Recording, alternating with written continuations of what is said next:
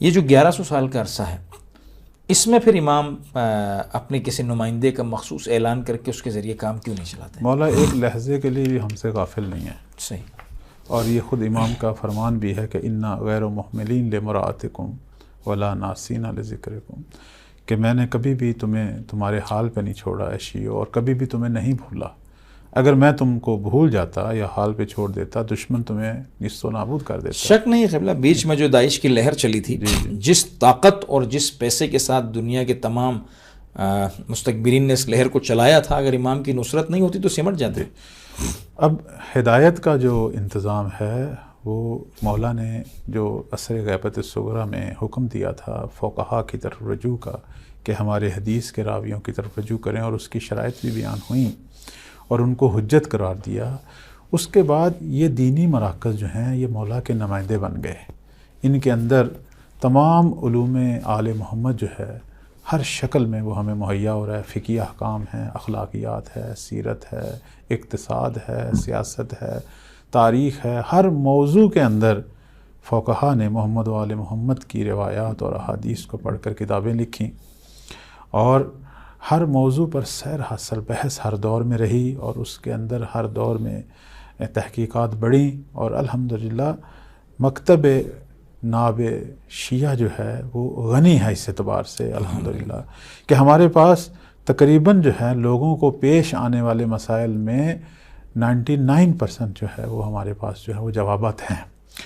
اب جب امام عصر ظہور میں مولا جب خود تشریف لائیں گے، چونکہ دنیا کہاں سے کہاں پہنچ چکی ہوگی، ہو سکتا ہے کہکشاؤں میں لوگ جو ہیں وہ سفر کریں، پتہ نہیں جغرافیائی نظام ہمارا کیسا ہوگا.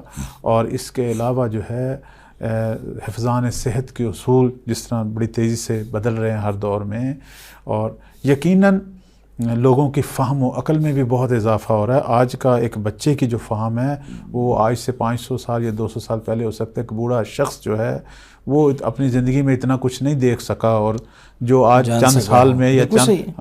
تو اب جس طرح یہ فہم اور عقل بڑھ رہی ہے، اور جس طرح علم ترقی کر رہا ہے، نئے نئے جو سوالات آئیں گے اور نئی نئی لوگوں کو جو پیچیدگیاں پیش آئیں گی، اس حوالے سے جو دین کا حصہ رہ گیا ہے وہ امام جو ہے وہ عصر ظہور میں بیان کریں گے.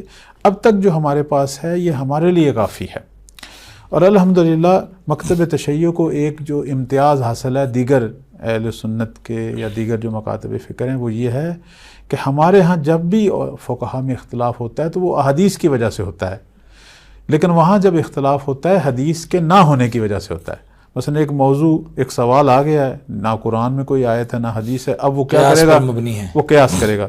لیکن ہمارے ہاں کیا ہوتا ہے عام طور پر کئی احادیث موجود ہوتی ہیں، چونکہ ہمارے ائمہ سے لوگوں نے اتنے سوالات ہر دور میں ان کے شاگردوں نے کیے، اور اتنی اس کے اندر انہوں نے جز کر کے باریکیاں بیان کی کہ ہمارے پاس الحمدللہ ہر موضوع پر اتنے جوابات ہوتے ہیں کہ فقیہ کی جو دانش ہے، جو اس کی فقہ ہے یا جو اس کا تفقہ ہے یا اجتہاد ہے، وہ یہ ہے کہ وہ ان جوابات میں سے دیکھے کون سا جواب آج کے دور کے تقاضوں کے مطابق ہے.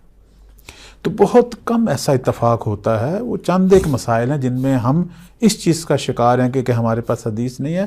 وہاں بھی محمد وآل محمد کے بتائے ہوئے قواعد ہمارے پاس موجود ہیں کہ اگر ان مسائل میں اگر آپ کے پاس حدیث نہ ہو تو آپ نے کیا کرنا ہے. وہاں بھی ہم وہی کر رہے ہیں جو وہ فرما گئے ہیں. تو یا مثلا احتیاط کر رہے ہیں یا استصحاب کر رہے ہیں یا جو بھی کر رہے ہیں وہ ان کی فرمائش کے مطابق ہو رہا ہے. تو مولا نے ایک تو اس اعتبار سے ہمارے امور کو سنبھالا ہوا ہے. دوسرا جو ہے جیسے میں نے لفظ ہدایت باطنی کہا ہے، وہ یہ ہے کہ یہ ہمیشہ ہر دور میں ہوتا ہے کہ جب انسان پاکیزگی کی طرف قدم بڑھاتا ہے تو پاکیزگیوں کے جو امام ہیں ان کی نگاہوں میں آ جاتا ہے، ان کی دعاؤں میں آ جاتا ہے، ان کی نظر لطف جو ہے وہ بیشتر ہو جاتی ہے ایسے لوگوں پر.